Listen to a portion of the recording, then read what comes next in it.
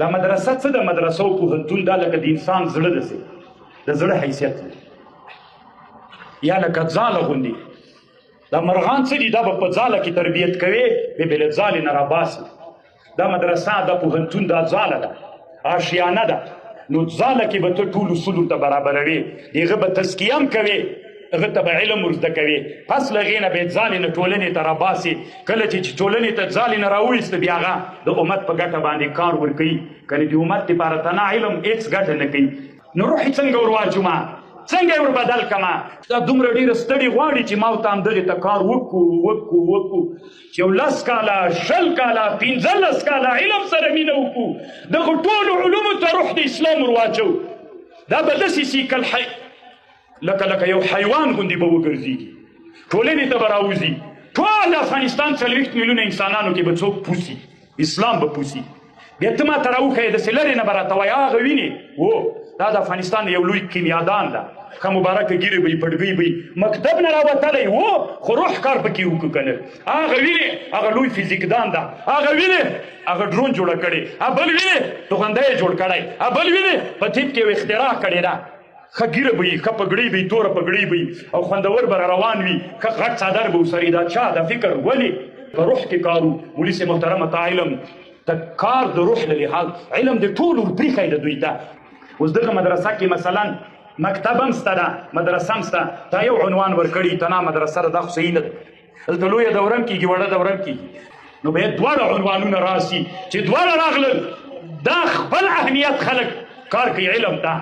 د تزکیه او د تربیې دې ته خپل خلک کار کوي دا دواړه چې سره اخته کړل سره تاو راتاو یې کړل دی بیا ګوره چې امت ته څومره ګټه رسېږي نو الله عز وجل دې وکړي چې تاسې ما په خبر پوه سوي یئ اخرنۍ خبره مې دا ده د دین او د علم په مابین کې یو ربط پیدا کړو دا ډېر مهم ټکی دی د دین او د علم په مابین کې یو ربط پیدا کړي دین د اسلام یو پراخ دین ده ټولو شیانو ته پکې جایز ده او که غواړئ چې له علم سره ملګرتیا وکړئ هر علم مو چې ولیده ولو که ډېر ټیکه علم و ضرور منډه کوئ هغه علم د الله په رنګ کوئ ټولنې ته یې راوړئ چې راموړ 2 ګټې به م کړي ټولنې کې به م علما هم دغه علم پیدا کړي او د اسلام په رنګ باندې به م رنګ وي زموږ ټوله جامعه به الله عز وجل راتلونکي کې جوړه کړې وي مولي صاحب او د جامعې ریاض العلوم ټولې ادارې نه مننه کومه الله پاک د علماو نه د استادانو نه د خدمت نه ځکه زه ټولو ادارو باندې وګرځولم ما ته یو خوند راکړ چې د افغانستان په سطحه باندې ځکه زه ټول افغانستان کې ګرځېدلی ټول افغانستان کې داسې یو علمي اداره نسته زه به ووایم داسې اداره د ما په فکر راته ښکاره سوله انشاءالله چې دین به له علم سره پخلا کوي دین به له علم سره جوړه ورکوي په غېږ به یې ورولي